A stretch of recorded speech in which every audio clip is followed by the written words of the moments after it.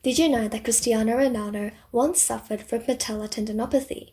Today, I will show you the rehab exercises that he did, of course supported by scientific evidence. Hello, I am Mr. Lee, a physiotherapist from Australia. Today, I'll be talking about the patellar tendinopathy. I'll explain everything in detail first. The patellar tendon attaches your thigh muscles to the bones in your knee. Your thigh muscles start from the tip of your pelvis and run all the way down over the kneecap and attaches to the lower leg. It is responsible for the transfer of elastic energy to the muscles it is connected to. The patellar tendon acts as a spring. For example, when you kick a ball, you initially bend your knee, during which your tendon is restoring elastic energy. It then transfers the energy to the muscle the moment you initiate a kicking motion. The more you bend your knee, the more energy is restored, which is why you generate more power the more you bend your knee. But according to research, tendons do not like to be compressed too often, especially if you are already suffering from tendon problems. There are 3 cases that compress and stretch the patellar tendon. The first case is when your thigh muscles are too tight. If you have tight thighs, this will pull your kneecap upwards, essentially stretching out your tendon 24/7. The second case is when there is a lack of ankle mobility. Let's say that your ankle is at 0 degrees when standing. You should be able to pull your toes up towards your shin at least 10 degrees. This means that your shin bone can actually follow and lean towards your foot to whatever degree you have lifted your ankle. Imagine that this foam roller is my shin bone. It does not lean forward due to the lack of ankle mobility as shown here. This causes your thigh muscles to slide forward instead, pushing your kneecap forward, and therefore stressing the tendon out yet again, as it tries to stop your kneecap from going too far forward every step that you take. The last case has to do with your foot arch. The arch can lower as you run and jump, and if this happens, your knees naturally rotate inwards. This can happen even for those without flat feet. When your knees rotate in, your outer thigh muscle is stretched out in an aim to stabilize your kneecaps, increasing muscle tension, and again irritating the patellar tendon.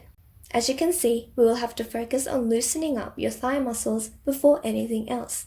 Here are some simple techniques. Sit down with your elbow on your thigh and put pressure on it. Go side to side and aim to press more on the middle and outer sides of your thigh. You can also use a tennis ball or a small dumbbell. You can press a tennis ball against the wall and go side to side. Let's move on to everyone's favorite, exercise. Press down onto your muscle and straighten and bend your knees slowly. This is a combination of massaging and muscle activation. The first real exercise is the quarter squat. Ensure your feet are at a hip width apart and bend your knees to about 30 degrees.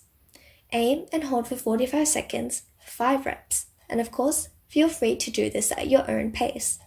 But be careful not to bring your knee inwards, and of course, keep your knees behind your toe lines. This works better for those with painful tendons, as there are no change in muscle length while doing this exercise, and therefore it'll be less irritable for the muscles. If you are still feeling some pain, sit down and press your foot down onto something that doesn't move, as this will still activate your thigh muscles. If you have mastered the first exercise, the next is the Ronaldo exercise. Lower down onto a chair slowly and aim to take around 5 seconds. My left side is the side that I'm going to be working out at the moment. Stand up on your non-affected side, or you can use something else to push yourself up. This exercise is purely for the duration where you are lowering yourself down, so go back up at any pace that you wish. Aim to do 3 sets of 15. If using just one leg is difficult, put your other heel down to support. Do not fall onto the chair, and remember to control your thigh muscle movement. Use a chair that is relatively high at first, and then gradually use lower ones as you get comfortable. For the last exercise, you will need some books, or as Ronaldo used, a slanted board. This will stimulate your thigh muscles more, as you put more weight onto the balls of your feet. This exercise may be a little bit difficult for those with a lack of ankle mobility. If you squat on a board, or books in my case, it will enable you to go down more. As you can see, my ankle range is the same as standing. On top of this, loosen up your calves and strengthen your hip muscles as well, as this will aid recovery. If you have found this content useful, please subscribe, like, and share this video with others. Thank you for watching, and I will see you next time.